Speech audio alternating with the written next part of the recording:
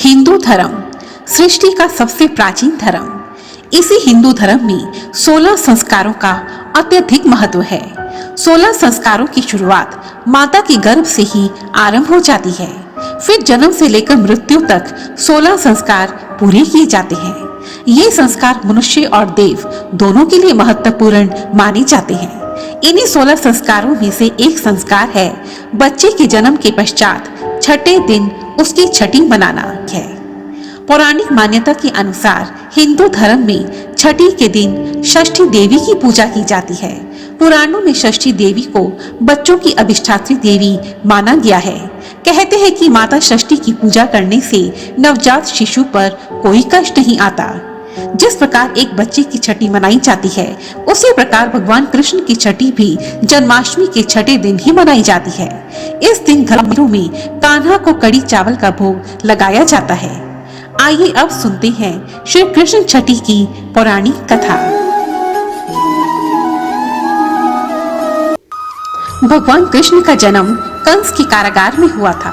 आधी रात का समय था। तेज बारिश हो रही थी। मोह माया के प्रताप से कारागार के समस्त प्रहरी सो गए थे। भगवान कृष्ण का जन्म हुआ।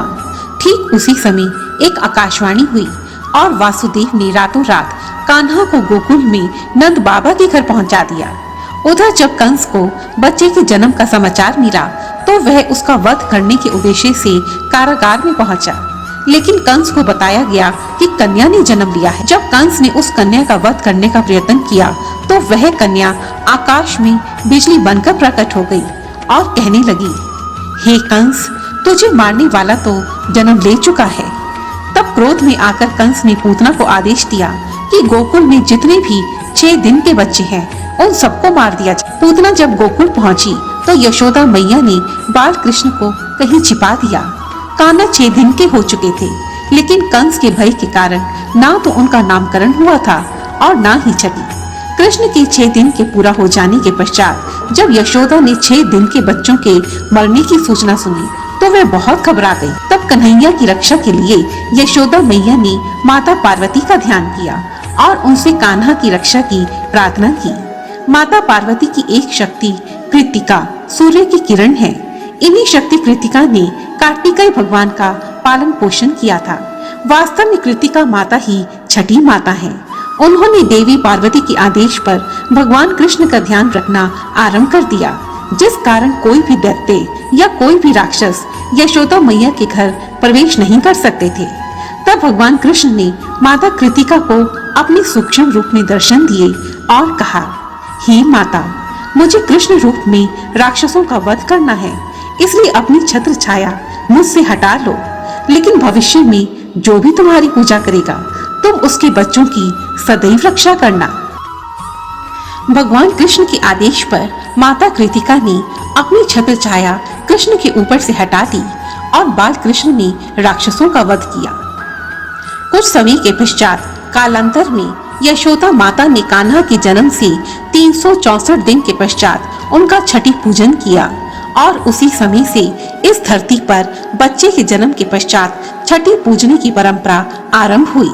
बच्चों के जन्म के 6 दिन के पश्चात छठी पूजन उनकी सुरक्षा और आरोग्य के लिए किया जाता है।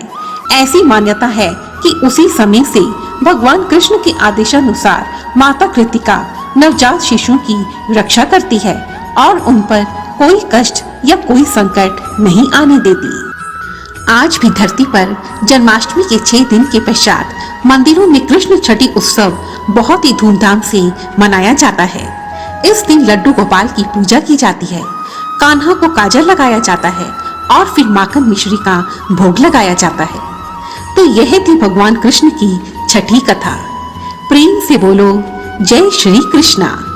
श्री कृष्ण की जय।